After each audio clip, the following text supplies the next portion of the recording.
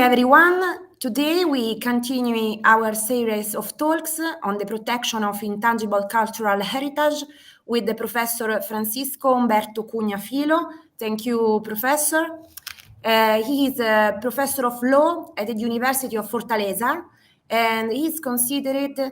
Brazil's leading expert on cultural heritage and cultural rights. Today,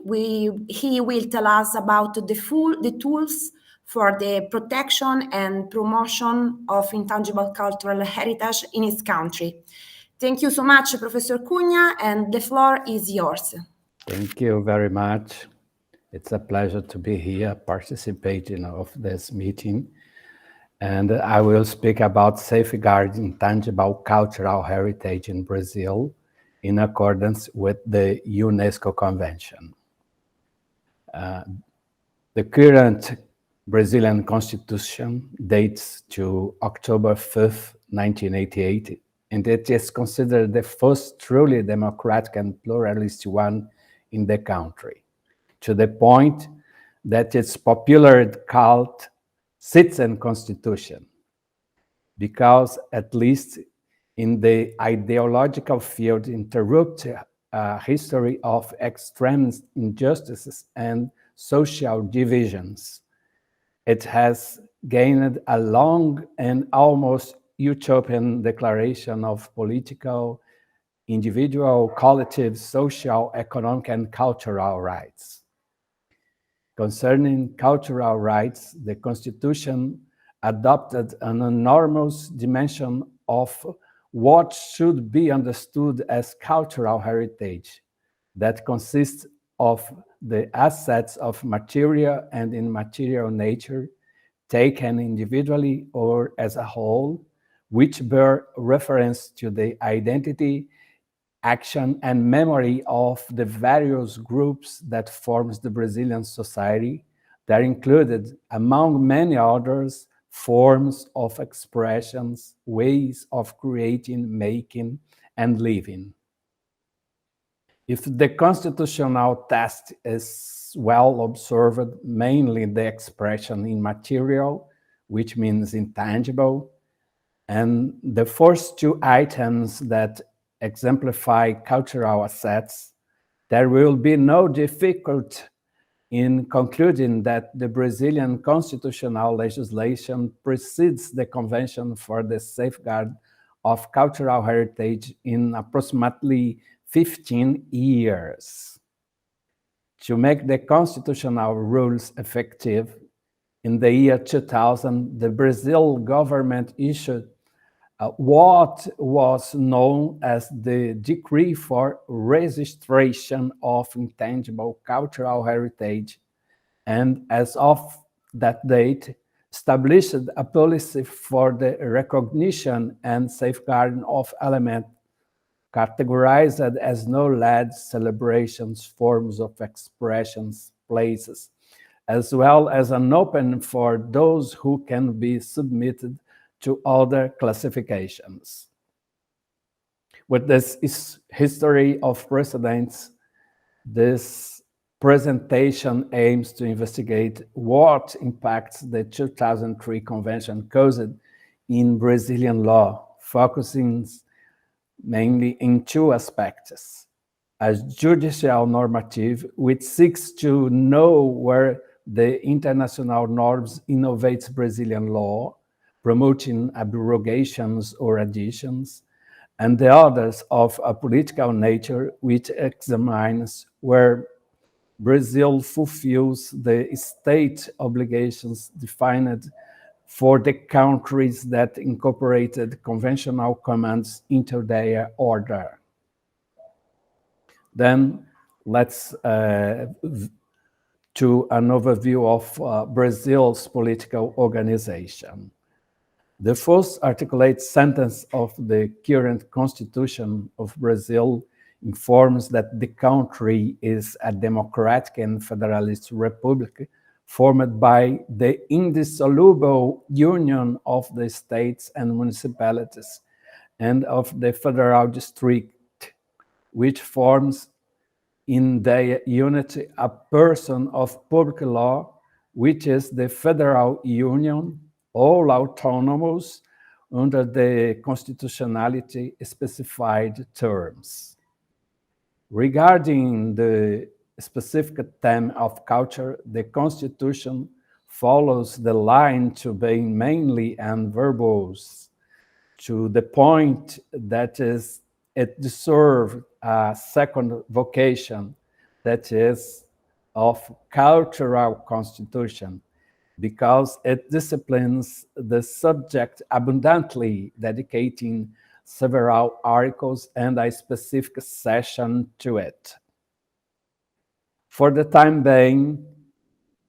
it should be noted that among the cultural themes, safeguard collective memory is treated with a great importance in the Brazilian Constitution,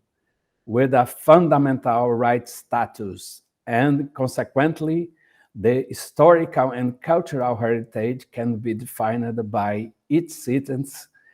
through a judicial measure called popular action. In terms of distribution of competences in the matter, with regards to the creation of law,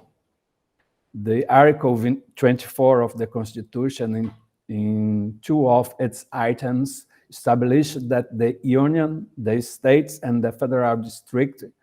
have the power to legislate concurrently on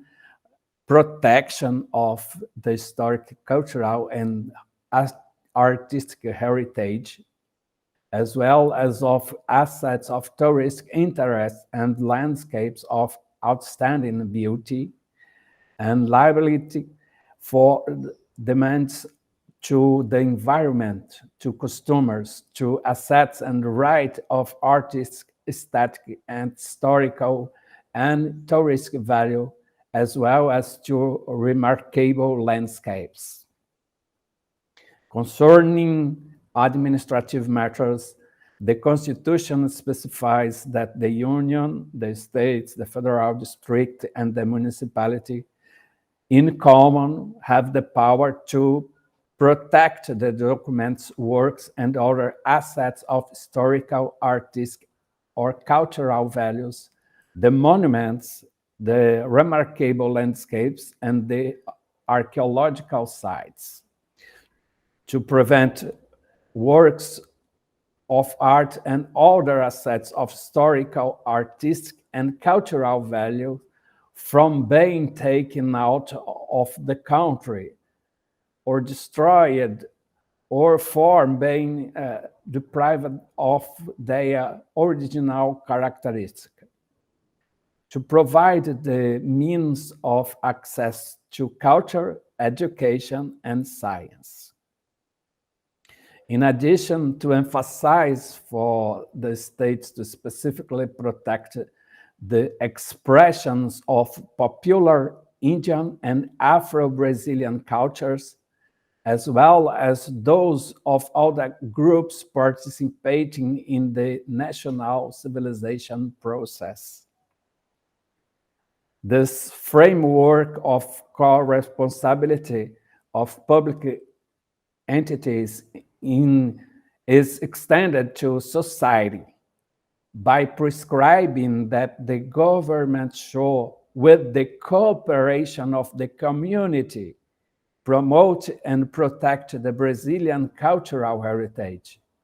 by means of inventories, registers, vigilance, monuments protection decree, expropriation, and all the forms of precaution and preservation.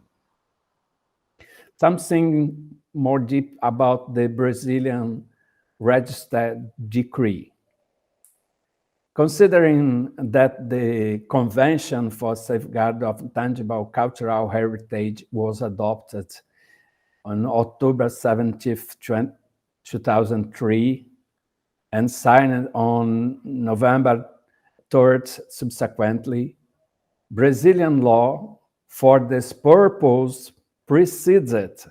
because the legal discipline of registration for said assets is defined in a decree of August 4th, 2000, which by extension created the National Program for Intangible Cultural Heritage. This anticipation has historical, economic, and social justification that, in order to properly understood, it is necessary to remember regarding the legal protection of Brazilian cultural heritage that is being systematically in 1937, in the early days of the Vargas dictatorship,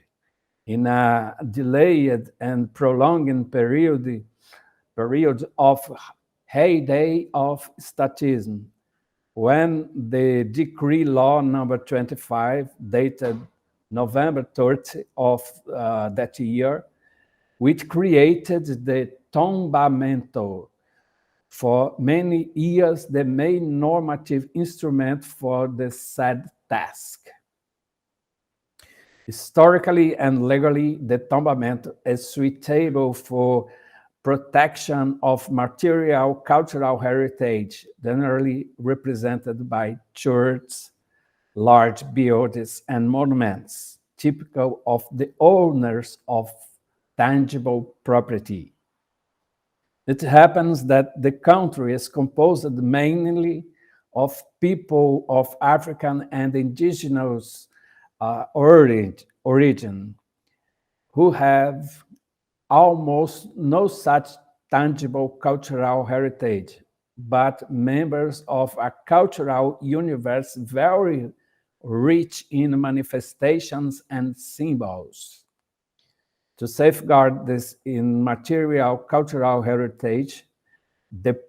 presidential decree number 3551, the year 2000, was edited. The essence of registration of intangible assets has an iconographic nature, in the sense of specifying as much as possible the description of ways of creating, doing, and living to make them public, offering parameters to those who want to reproduce them faithfully, respecting the other elements that were considered at the time of recognition. The characterization takes place inscribing the elements in specific books, which are follows: knowledge, for the knowledge and ways of doing rooted in the daily lives of communities. Another book, celebrations, for rituals and popular festivities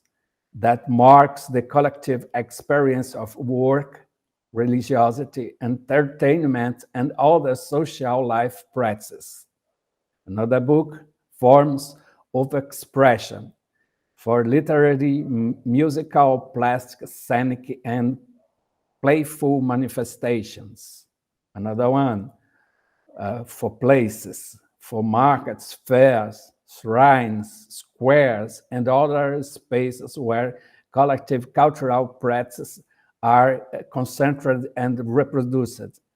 And a very wide one, book for all the things, book for recognition of cultural assets that do not fit in the books expressly mentioned. The description of the content of each book reveals the characteristics that the cultural assets, according to the category in which it fits. However, for all of them, legislation requires two constant characteristics: historical continuity and national relevance to the memory, identity, and formation of Brazilian society. With the registration, the following legal, political, and social effects take place: registration in the corresponding book, designation with the title of Cultural Heritage of Brazil, documentation of the element registered by all admitted technical means, conservation of data with the material produced during the instruction of process, wide dissemination and promotion of the element, receiving also the benefits of the policies resulting from the National Intangible Cultural Heritage Program instituted by the governing decree, in which guidelines of its supporting and promotion policies are designed to promote social inclusion and improve the living conditions of producers and holders of heritage, intangible cultural heritage, and measures that expand the participation of groups. It should be noted that the Brazilian legislation is predominantly descriptive and therefore silent on the set of values that permit and surround the cultural elements that can be recognized. That is, it does not contain directly indicative of respect for human rights, tolerance, diversity, the environment, etc. This is necessary, for example, when even the Supreme Court, having considered the vaquejada, a game with cattle, unconstitutional because it is cruel to animals, lawmakers declared cultural heritage in Brazil, creating an amendment in the Constitution for this purpose. As a result of this legislation, until September 2022, 49 assets have already been registered as national intangible cultural heritage in Brazil. Now, some state responsibility according to the convention. With the internalization of the convention to the Brazilian legal system, the possibility of change in federal legislation arose to produce a cascade effects for all the entities of the federation, states and municipalities, since this type of international document has a supralegal force in Brazil.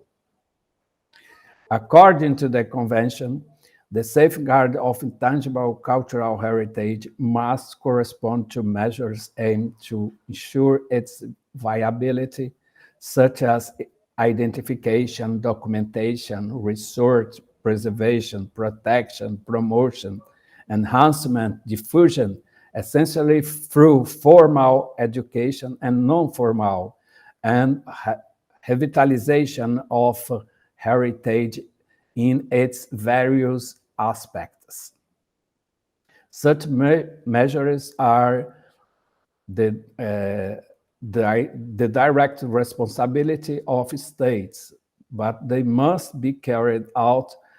with the participation of the relevant communities, groups, and non-governmental organizations, and, when appropriate, the individual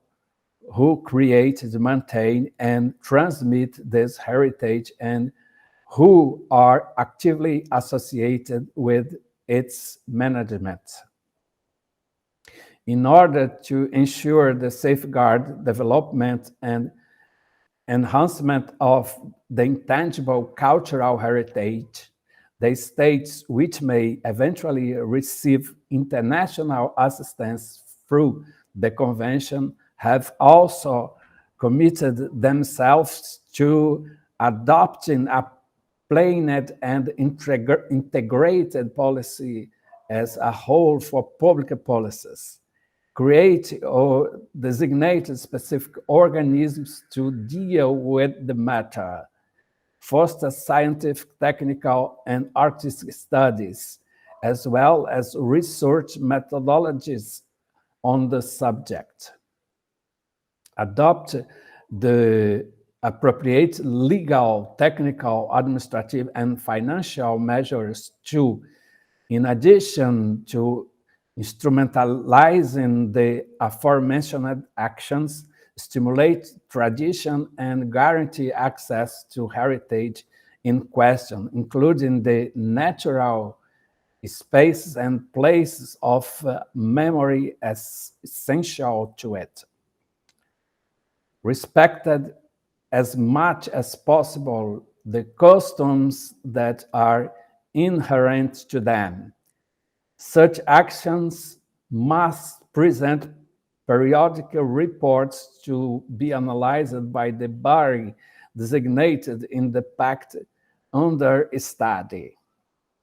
namely the Management Committee, and based on its report to General Assembly.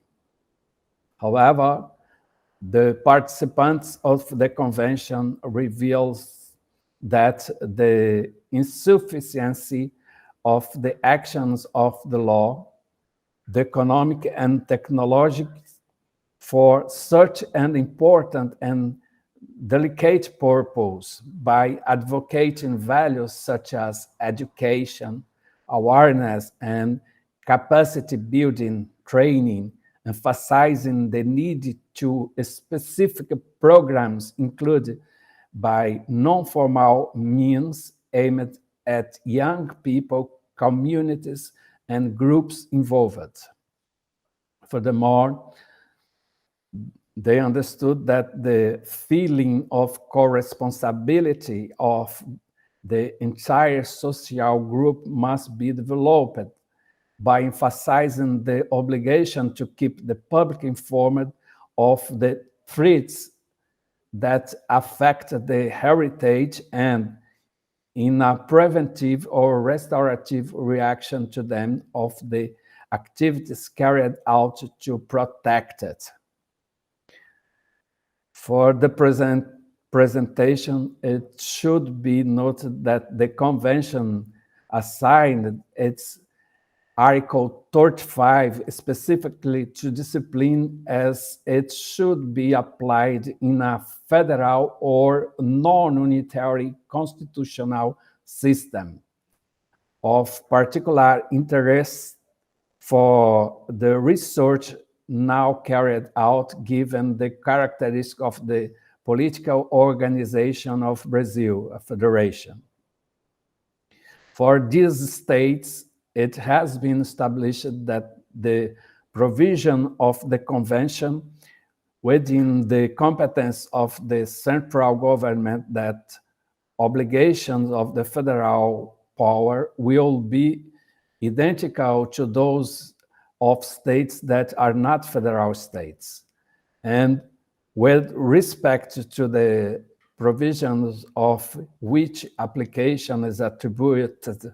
to each of constituent states, countries, provinces, or cantons, which, as a result of constitutional regime of the federation, are not obliged to take legislative measures, the federal government will communicate them with a favorable opinion to competent authorities of subnational entities with their recommendation for approving the mentioned policies. In more accessible words,